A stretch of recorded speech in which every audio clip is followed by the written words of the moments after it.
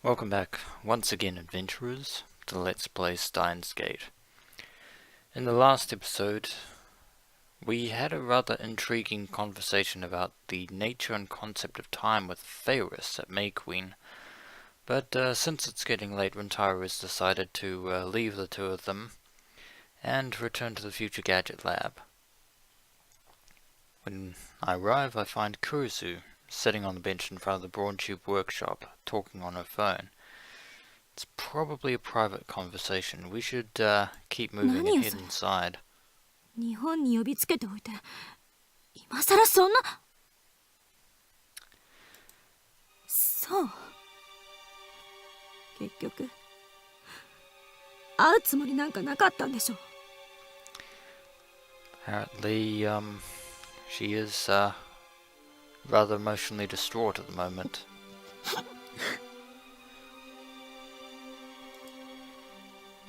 The street is dark and her hair is covering her eyes, so I can't make out her expression. But from the sound of her voice I can tell that she is crying.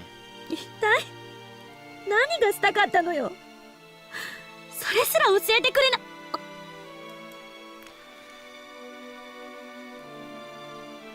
Kurisu lifts her head in surprise. She must have noticed me.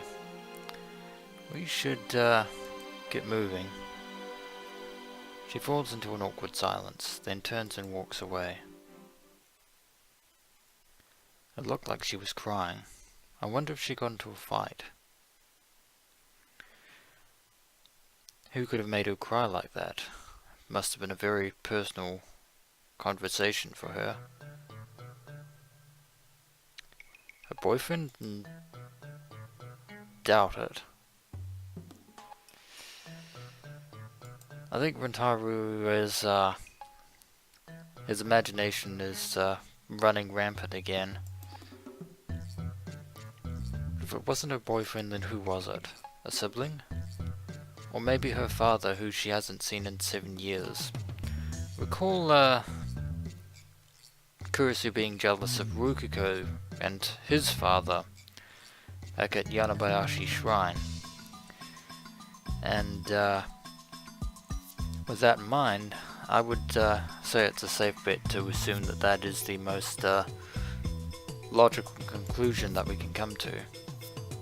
But I'm afraid to ask, Kurisu's scary when she snaps. Indeed she is. The memory of her baleful glare sends a shiver up my spine. Quickly hurry to the second floor. It's a good idea. When I'm safe in the lab, I start browsing at channel. It doesn't look like their Taita has made an appearance today. A Taita craze that has dominated the occult board for the past week has started to die down. I'm pretty sure people are probably still interested in the satellite at the radio building. That's much more interesting. In the end, it looks like I'm the only one who took Taita seriously. Just about everyone is skeptical of him now, especially the poster known as Kuri Gohan and Kamehameha. To be fair, Rintaro, you were somewhat skeptical about him until quite recently. Honestly, I can't tell Taita's true intentions either. Suddenly I hear the door swing open. Startled, I turn to face the sound. Could it be Daru? Or maybe Mayuri? Or probably even Rukiko, of all people. Or Kurisu Makase, apparently. What brings you to the Future Gadget Lab at this night? I think I can understand why. Kurisu is standing there glaring at me. Her eyes are red. So she was crying. Why did she come back? If memory serves, she is staying in a hotel outside of Akihabara, so and yet she came back to the lab. And Kurisu's tsundere complex asserts itself once again. Did you seriously come back in here just to tell us that? We would have said that we didn't eavesdrop on anything. いや、どう見ても泣いてただろう。No, sir. いい加減なこと言わないで。証拠はあるの？ The fact that you are visibly upset would be proof enough. And Kurisu has no choice but to concede the point on that matter. Her glare weakens for a second, but then returns at double the intensity. でも泣いてないから。論理性のかけ Could ら have もない fooled な、 me. クリスティーナ。In fact, she's not acting like her usual self at all. Did she come up here just to claim that she wasn't crying? She should have just gone back to her hotel and cried into a pillow instead of coming here to make excuses. とにかく泣いてない。わかった？これ以上追求するなよ。I believe we weren't having a discussion, but unfortunately that sniffle tanked any credibility that Kurisu might have had to convince us that she wasn't crying. And even now, instead of going back to her hotel, she plops onto the sofa and hugs Mayuri's Oopa plushie to her chest like a little girl. Because Oopas solve all the world's problems, apparently, according to Mayuri. For the next few minutes, Kurisu just sits there, pouting and staring at the wall. I believe that Kurisu has some unresolved issues with her father, apparently, considering how estranged they are. And silence. If the TV was on, we could have had a little background music for some distraction, but unfortunately painful silence prevails. The only sounds are the whirring of the desktop's hard drive and Kurisu's occasional sniffle. What an annoying assistant. Probably shouldn't say that out loud. How are we supposed to get any science done like this? クリスティーナ。うっさい。話しかけるな。Let's let her be for the time being, Rintaro. Your lips say don't, but your aura says please. Maybe she's begging for attention, or maybe she just wants someone to talk to. いいか、話さなくていいから黙って聞け。お前が困っているならば、俺は全力で解決に協力する。Now Rintaro is actually being sincere once again, surprisingly enough. Which seems to calm the mood, but I believe Kurisu is a bit unexpectedly surprised by his sincerity in this matter.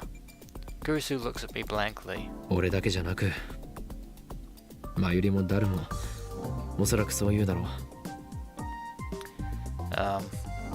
They're not here, so they can't really say that, but I guess we are. 気軽に相談するといい。一人で強がって抱え込んでいるより、弱音を吐きたい時には吐いてしまえ。俺たちはそれを拒絶したりしない。For once, Rintaro is actually playing the role of the gentleman here. ちゃんと聞いてやる。And he is actually telling the truth. Well, maybe not a good idea to talk to Daru, but Mayuri will definitely listen to all your problems. なんで？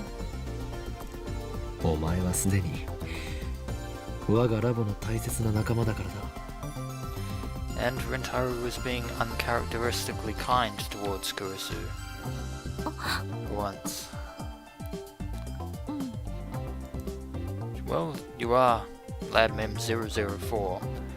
For some reason, Kurisu blushes and hangs her head. She hugs Upaho so hard his face caves in. Hopefully it doesn't break him. 悪かった。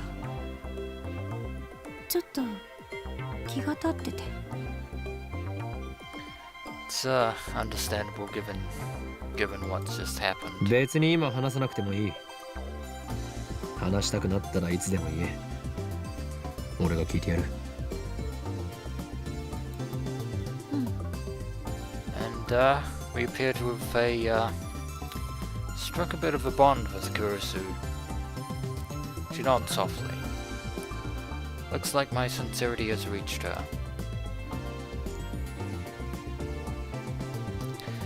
And for some reason Rintaro is laughing on the inside rather maniacally.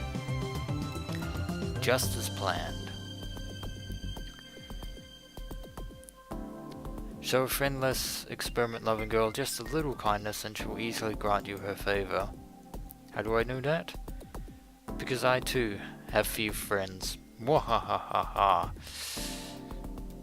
At least you're not saying this out loud. Kurisu's help is critical to solving the mystery of the phone wave TBA. Now that my plan has succeeded, her petty private matters shall no longer be an impediment to our science. Normally I, the great Hoenn Kiyoma, would not concern myself with the mental health of my minions, but if this is the price I must pay to bring my dream to fruition, then so be it. With this, Kurisu's loyalty is assured. Soon the world will tremble before us, and we go back to being completely Machiavellian in our behavior. I spend the next morning doing laundry at the nearby laundromat. When I return to the lab, just past noon, Daru, Mayuri, and Kurisu are all assembled, and it appears we have mail from Varys. Catastrophe. I told you it's too late. Too late? What are you talking about? You haven't told me anything. And mail sent. Now that we've had a bit of a chat with Kurisu, I believe that is a good place to end the episode here. Probably a little bit short for an episode, but in the next episode we shall continue experimenting with the phone wave TBA, and also hopefully try and broach the subject of Rukiko's D-mail as tactfully as we can, although I'm not holding out much hope for that. Anyway, as always, adventurers, until next we meet.